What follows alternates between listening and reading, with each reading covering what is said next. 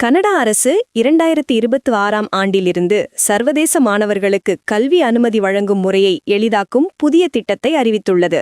இதன் மூலம் முதுகலை மற்றும் முனைவர் பட்டம் பயிலும் மாணவர்களுக்கு இனி மாகாண அல்லது பிராந்திய சான்றளிப்பு கடிதம் தேவையில்லை. இந்த மாற்றம் கல்வி அனுமதி செயன்முறையை விரைவுபடுத்துவதோடு தேவையற்ற ஆவணப் பணிகளை குறைக்கும் என அரசு தெரிவித்துள்ளது. புதிய நடைமுறையின்படி பல்கலைக்கழக ஏற்பு கடிதம் மற்றும் பயோமெட்ரிக் சோதனை முடிந்ததும் மாணவர்கள் 2 வாரங்களில் அனுமதி பெறலாம். மேலும் இந்த திட்டத்தில் எத்தனை மாணவர்கள் விண்ணப்பிக்கலாம் என்பதில் எந்த வரம்பும் இல்லை.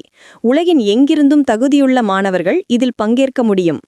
இதன் மூலம் மாணவர்களின் குடும்பத்தினரும் ஒரே நேரத்தில் விண்ணப்பிக்கலாம் எனவும் அறிவிக்கப்பட்டுள்ளது. இதன்படி மாணவர்களின் வாழ்க்கை துணை ஓப்பன் ஒர்க் பெர்மிட் பெறலாம், குழந்தைகள் கல்வி அனுமதி அல்லது பார்வையாளர் விசா பெறலாம். இதனால் நீண்ட தாமதமின்றி குடும்பங்கள் ஒன்றாக கனடாவுக்கு செல்ல முடியும். விண்ணப்பிக்க கடவுச்சீட்டு, பல்கலைக்கழக ஏற்பு கடிதம், நிதி ஆதார சான்று மற்றும் பிற ஆவணங்கள் தேவையாகும். அனைத்து விண்ணப்பங்களும் நிகழ்நிலையில் சமர்ப்பிக்கப்பட வேண்டும். பயோமெட்ரிக் சோதனை முடிவுகள் 14 நாட்களுக்குள் வழங்கப்பட வேண்டும். ஆவணங்கள் முழுமையாகவும் துல்லியமாகவும் இருப்பதை உறுதி செய்வது தாமதங்களை தவிர்க்க உதவும் என அறிவுறுத்தப்பட்டுள்ளது.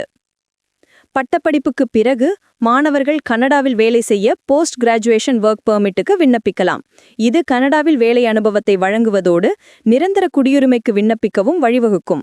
கல்வி அனுமதி நடைமுறையில் கொண்டுவரப்படும் இந்த மாற்றம் கனடாவை உலகளாவிய அளவில் கல்வி இலக்காக தேர்ந்தெடுக்கும் மாணவர்களுக்கு மிகவும் வசதியானதும் குடும்ப நேசமானதுமாக அமையும் என எதிர்பார்க்கப்படுகிறது.